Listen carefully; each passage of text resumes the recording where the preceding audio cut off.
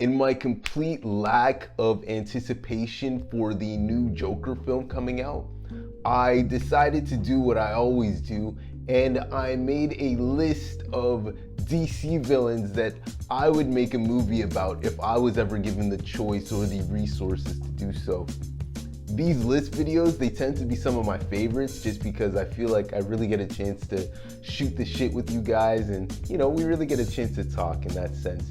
So, as always, stick around to the end. You'll get to see who I threw in as the honorable mention. These are my thoughts and my opinions, so if you're not feeling it, honestly, I could give two shits and go watch something else.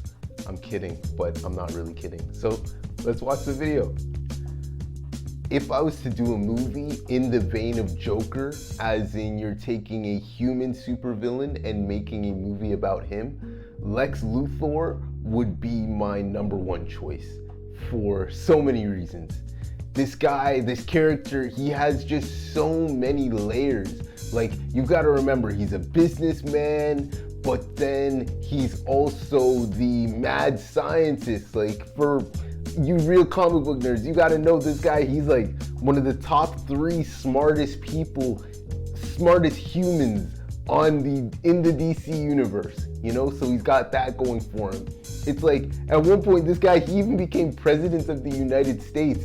There are so many ways that you could take this, I think, which would be just amazing. So if you're, again, using the Joker as an example, if you're to take that reference and kind of go in that world, don't put Superman in it. So make it a really human-based story, but you still throw in the Daily Planet. So you've got Perry White and Lois Lane, and maybe the heroism that they're referring to in this world is those guys reporting and bringing down what Luthor is doing. I don't know, something like that. But to me, if Joker has shown us anything, and trust me, I say this very begrudgingly, I wasn't the super biggest fan of the first Joker film. I thought it was whatever, but I mean, it is what it is. But if that film has shown us anything, it's shown us that if the villain has a good enough story, you don't even necessarily need the hero in it. You can make a story, you can make a movie about that villain, and people will watch it.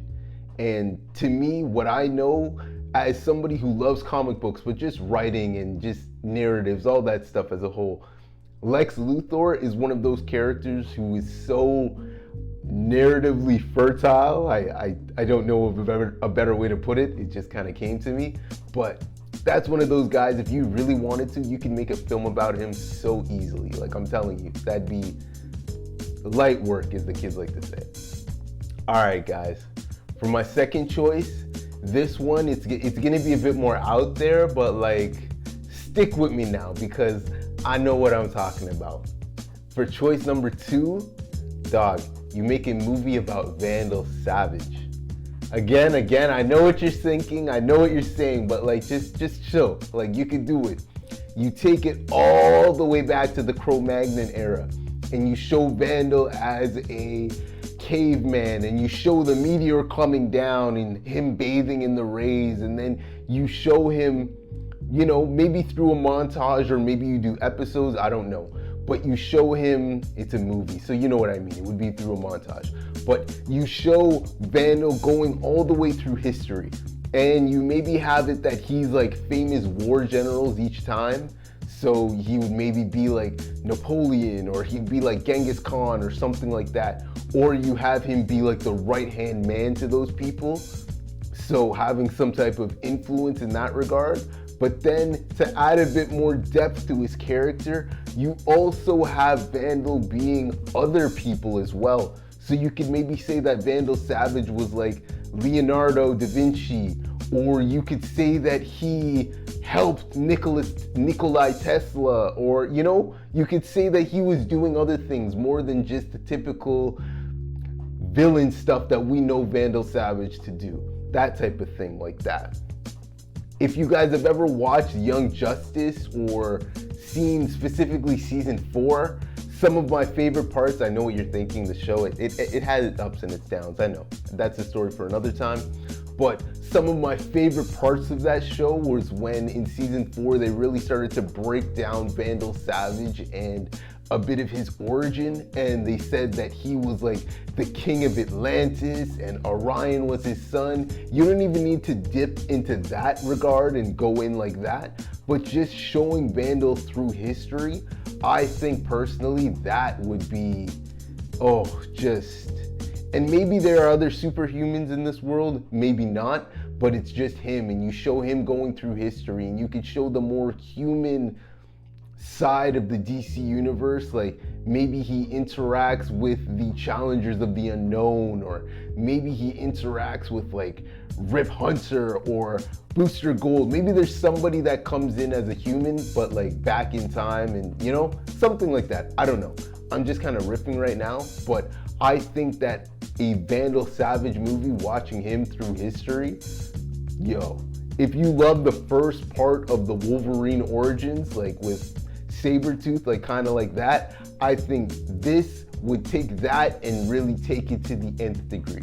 That's kind of where I'm going with this. For my third pick, this is my honorable mention, and this one might be a bit of a curveball, I'm not gonna lie. I had a few choices for where I might go with it, but I decided to take Poison Ivy.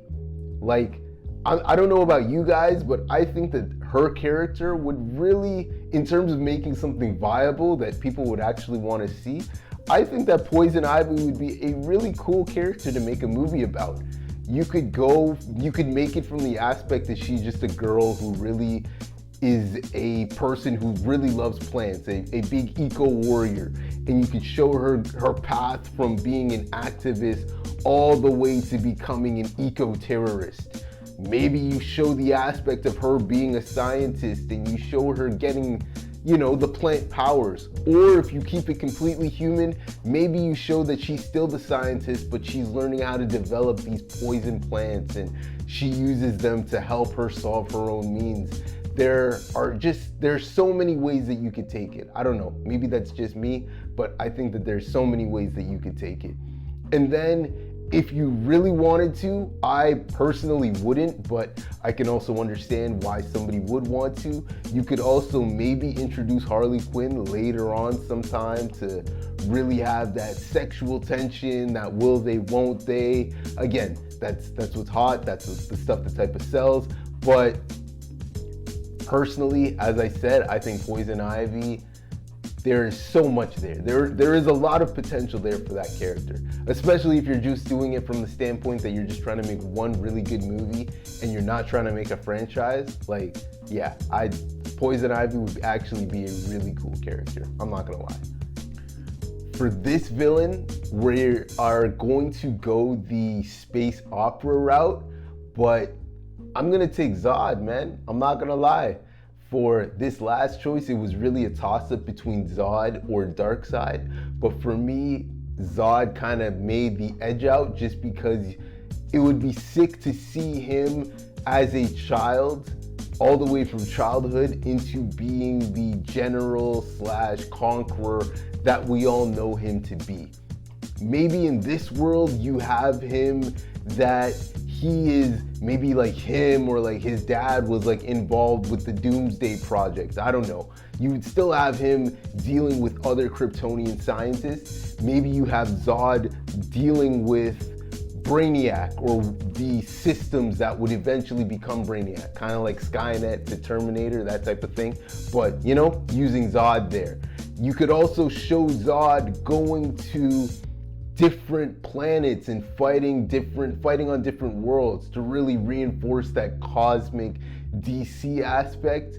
Like, the way that I see it, if done correctly, it would almost be Shakespearean. Like, you could do like a real, almost cosmic Game of Thrones. I know that they did do the Krypton TV show.